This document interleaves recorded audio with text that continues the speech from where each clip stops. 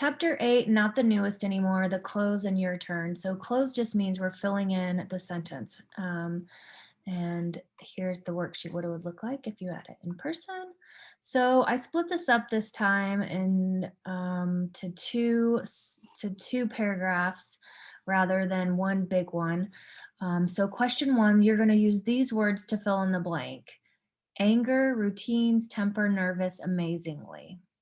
Okay, so all of these, there's 1, 2, 3, 4, 5 blanks, and those correspond with these numbers over here. And you're going to drop down the list for number one, you're going to find which word fills in that blank. For number two, you're going to figure out which word fills in that blank, and so on. So let's read this.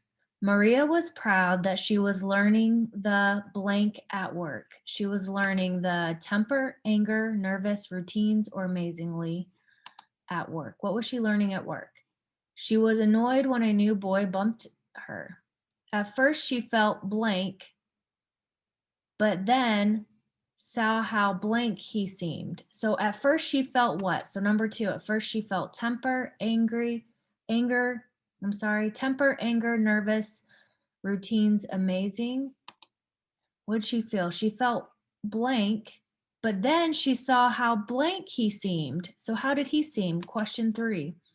Did he seem temper, anger, nervous, routines, or amazingly? Blank, she did not lose her blank, but offered to help him. So what's this first, number four? Temper, anger, nervous, routines, amazingly. She did not lose her blank, but offered to help him. What did she not lose? Her temper, anger, nervous, routines, or amazingly? So pick the right words for that paragraph. And you can use the story to help you if you need to. These words are in the story. Okay, for this next question, you're going to use the words rude, disrupt, and interrupt. Maria hurried to meet Shayna. Shayna was on the phone. Maria did not want to blank her.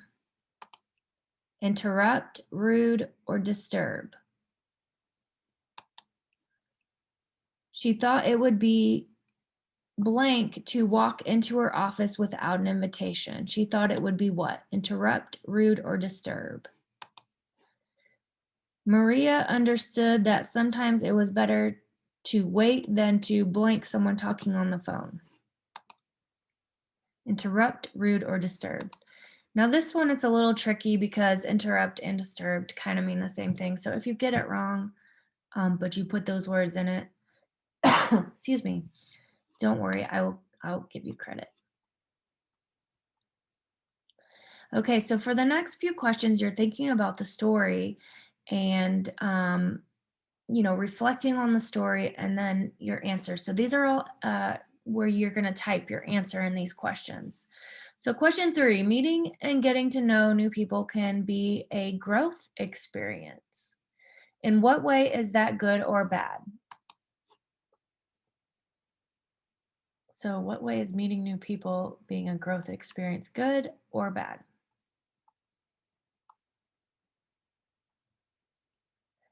Question 4, tell how you would introduce yourself to a new coworker. So what would you do to introduce yourself to someone new? Like, Alan, for example, he came to the job and he was a newbie, so to speak.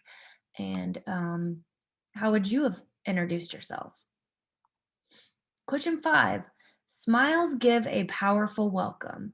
Demonstrate how your face can show a welcome expression without using words.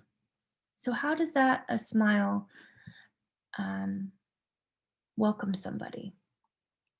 Now don't forget to submit your quiz, and then I will see you over on the next assignment. All right, bye.